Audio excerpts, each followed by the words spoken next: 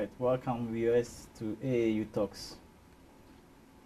We are discussing issues to do with the AAU CARLIGH conference going on at the AAU Secretariat. This is the third CARLIGH AAU International Conference. And the theme for the conference is Managing Research Outputs for National Development, Trends and Issues. I am Abednego, Corletey, the sitting host for the program today, and this is AAU TV. We will be talking about this with our honored guests here, who are seated to my left side. They are Ms. Korklu, who is the University Librarian for the University of Mines and Technology at Accra, and also the Secretary General for the CARLIGH. And then further to my left is Dr. Cobblah, who is also the University Librarian for the University of Cape Coast, and also the Vice Chair for CARLIGH. Thank you very much. TV. Thank you. Thank you. Let us begin by thinking about CARLIGH. When we say CARLIGH, what is CARLIGH? I want to start off with the Secretary General. CARLIGH stands for the Consortium of Africa Academic and Research Libraries in Ghana. It's a collection of libraries that have come together in the country so that we can make better use of our resources. So it's mainly, it doesn't include public libraries. It's just academic and research libraries. And these are often at the tertiary level. Okay. So at the tertiary level, that means the secondary schools, the primary schools, and those below, the libraries are not included. Okay. But currently, because of the shift of the diploma awarding institutions, like the nursing training colleges and the teacher training colleges, it means with time, we are working towards that to cover those libraries as well. Okay. Thank you very much. Can you give me a brief idea of when this consortium was set up? As in a year, can we have a... CARLIGH started around 2004. That is correct. 2004, and it was a felt need at that time when resources were very scarce, and support for libraries was dwindling. And there was this PERI program that came. It came with the introduction of using electronic resources. So that is, up to now, our main focus. But it's supposed to garner resources, local, international. We share the costs of the e-resources that we subscribe to, and then we make use of it so that nobody bears the burden of going alone to negotiate. That is our main thing, but it means also that we have to develop the other areas of sharing resources locally. And things like interlibrary loan, we haven't tackled that yet. But we are slowly getting there. Having a common bibliographic database, for example, is another one. Okay. Yeah. Thanks very much. Actually, I was going to ask more about what CARLIGH does, but you are already taking the lead ahead, and that is fine. So I don't know if Dr. Cobblah will want to add some other things. Yes, in addition to what my sister just said, apart from us coming together to share information resources, and I'm happy to talk about information resources, we also share expertise. Some libraries are well endowed than others. So what happened is that if you recall, at some point, you yourself have to come and help us in establishing our institutional repository. So we share expertise, we share our local resources, our books and materials, and we also share access to information. So we also support capacity building. We've had a number of training workshops with our partners, INAMS and IFEL. And most of the library workshops are organized by CARLIGH. And we are leading if it comes to training. We collaborate with GLA as well in some of the programs. And we do a lot. Even this conference is part of the capacity building activities of the CARLIGH. You talked about GLA, that means the Ghana Library Association. Yes. Okay, so CARLIGH works with the Ghana Library Association also. Sure. Okay. All right. That's interesting. They are part of our local partners. When you say the consortium, it's about academic and research libraries. Yes. Does it mean that all the academic and research libraries in the country now are members of the consortium? Not exactly. Even now, we have even opened it beyond that. We have even VRA, Voter Repository, being a member, GRICO being a member. No Bank of Ghana is trying to join. So we've opened it to some of the state institutions. ECG training school is not a member. So we have opened it up for other government or state institutions that have research departments to also join.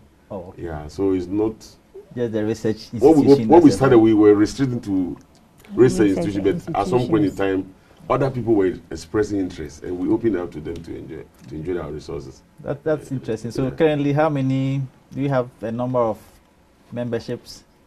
Those 50. who are members. We have 50 members. 50 members. And I must explain that it's an institutional membership. Yeah, it's an institutional What it means is that when you join, your whole institution gets committed to be a member. Okay. So we have the fiat of our university authorities or research authorities to be members. Okay. Yeah. And then they are supposed to pay subscription fees. They do pay subscription fees. And I hope they pay on time. For the e-resources. They do pay. I mean, it's quite encouraging. Of course, some delay in payment. On the average, you can't complain. It's okay. Thanks very much. Viewers, we are talking about the third CARLIGH AAU International Conference. And we are discussing the theme of the topic, Managing Research Outputs for National Development, Trends and Issues. But before then, we wanted to know a little bit about what CARLIGH is and what they do, their objectives that they seek to attain, and how far they have moved on. So we will continue with our discussion.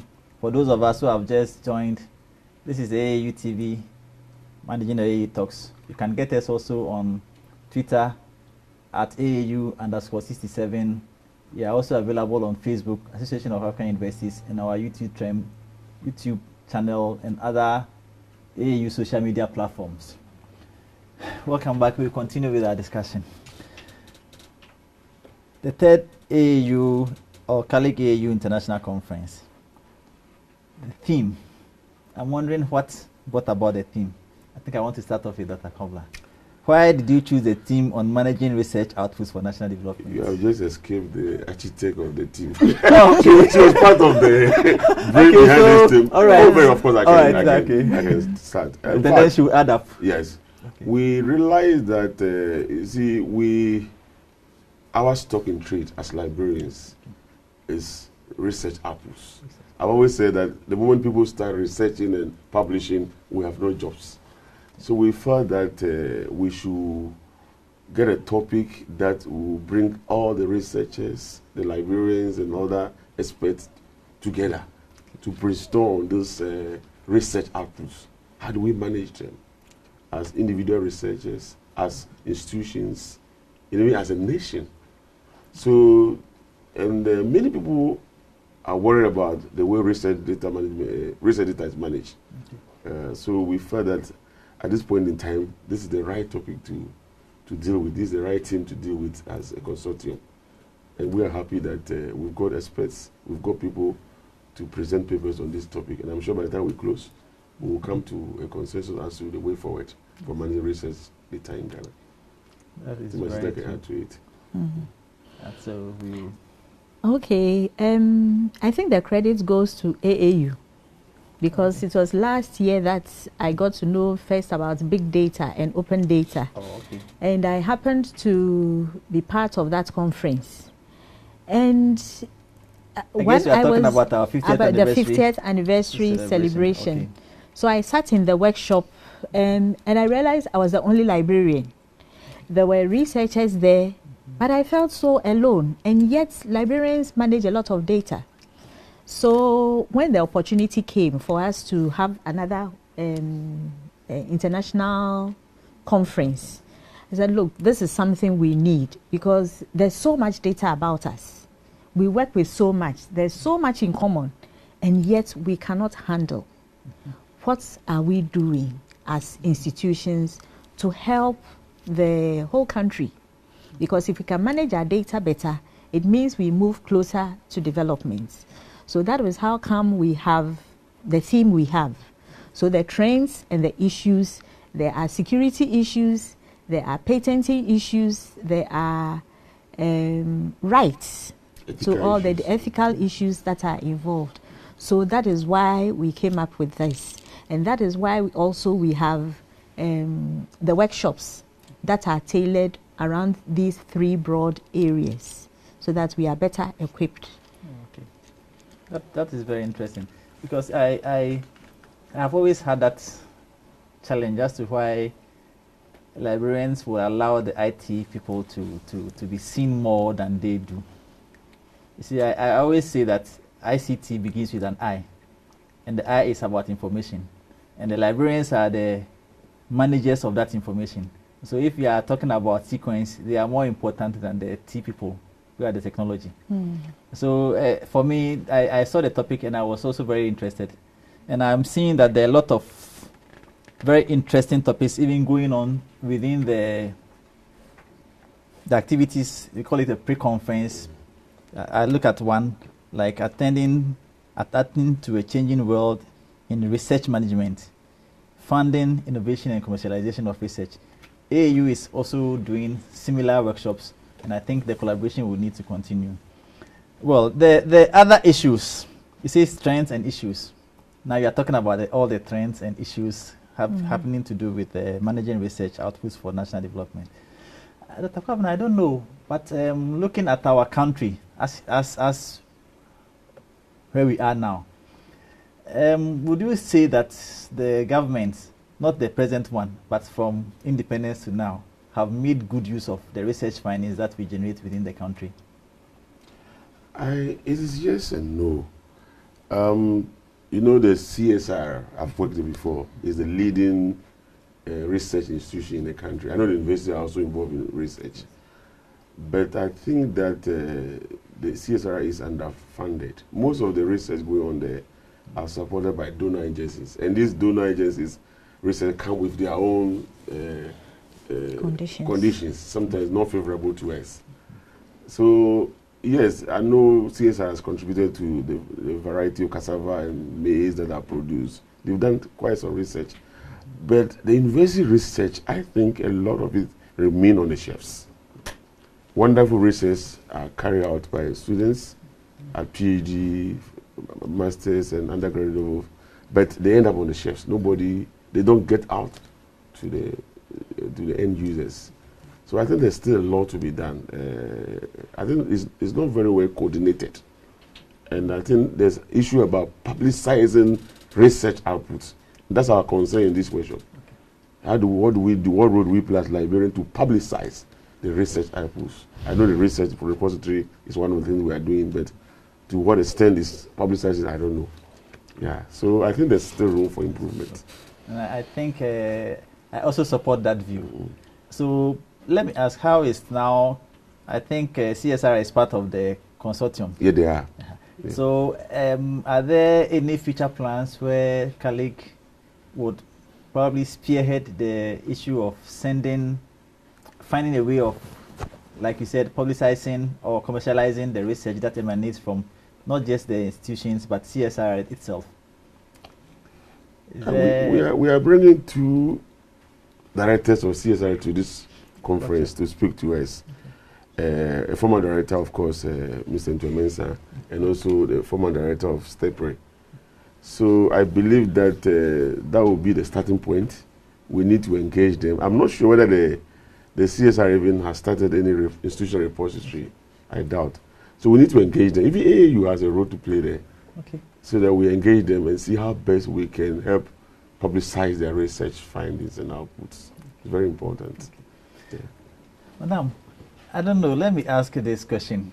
You are a librarian, and I realize that people do research and they write research, but the research is in research language, which is out of reach for the common man on the street, who might have been able to read, but cannot understand the language. How is the library? Do we have any plans of a library trying to break down such research language to common man language? so that the common man can also come to the library, read about this, and see how they can implement. I'll give you an example. I listen to the news. They are reading weather reports. Then they say there was 22 millimeters of rainfall. What does it mean? I don't have to now. What is 22 millimeters of rainfall? How does a farmer translate that language into whether to plant crops that can withstand rainfall, a lot of rainfall, or crops that will have a short-term rainfall? How does a farmer, common man on the street, be able to understand that 22 millimeters of rainfall? I'm sure you don't understand that one as well. I don't either. But it's an interesting question you have asked. One of the things that, academia cherishes heavy English.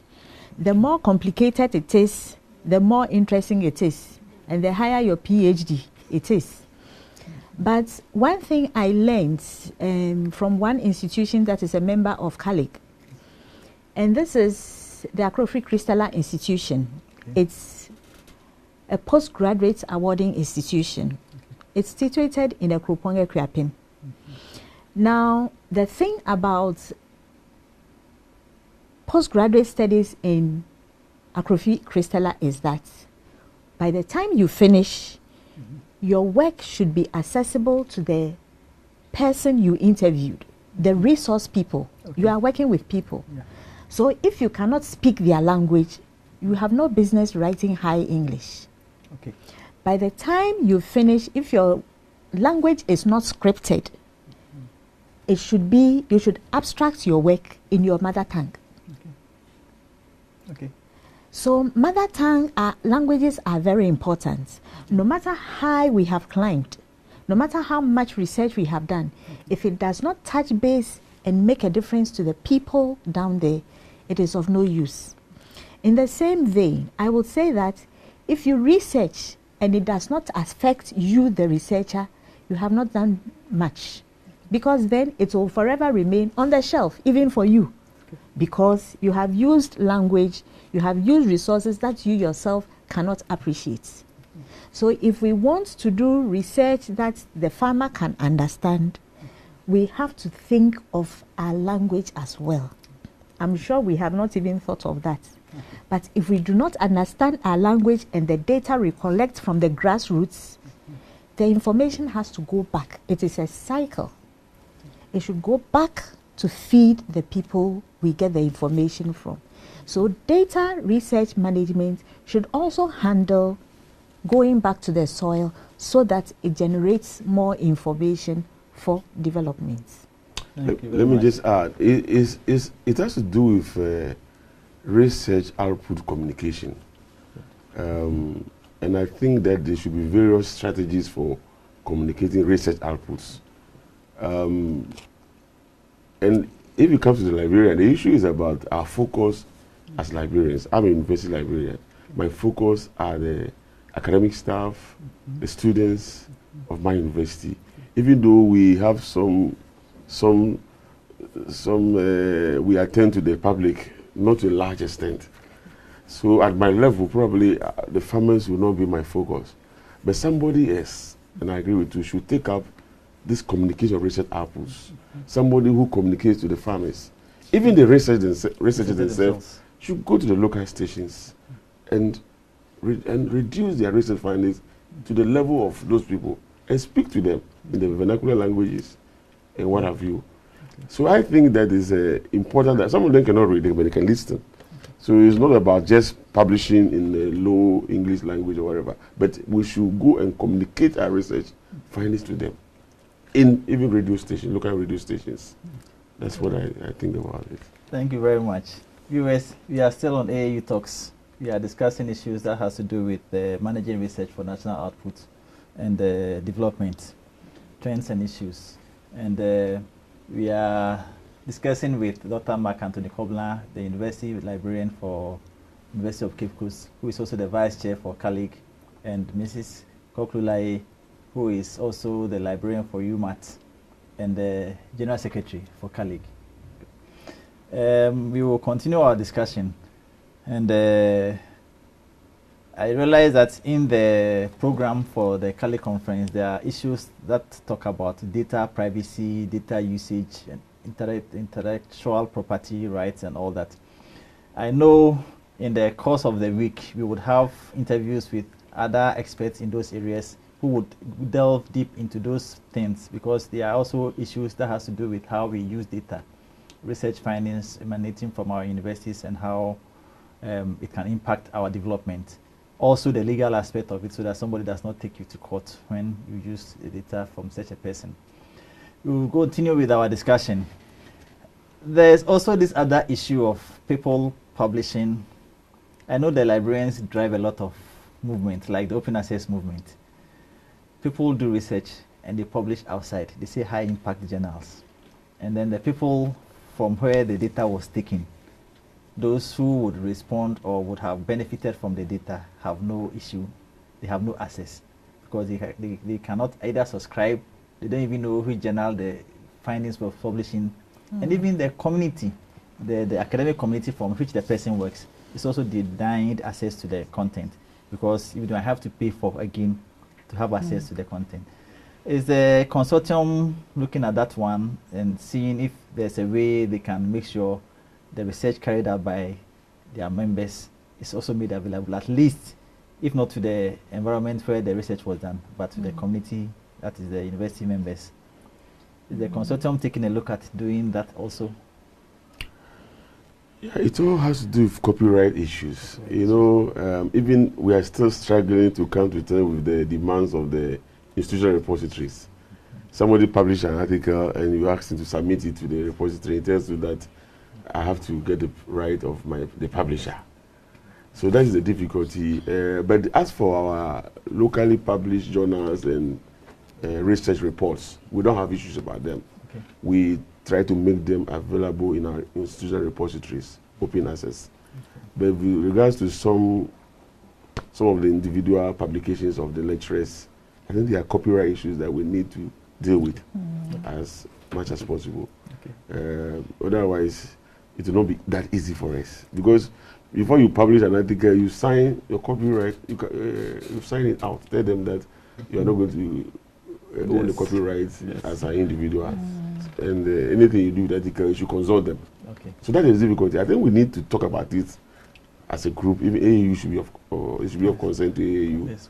As actually, the leading association, yes. It is of concern to us, because as we do the programs for the institutional repositories, we are beginning to now add not just the theses and dissertations. Now AAU has added the research component.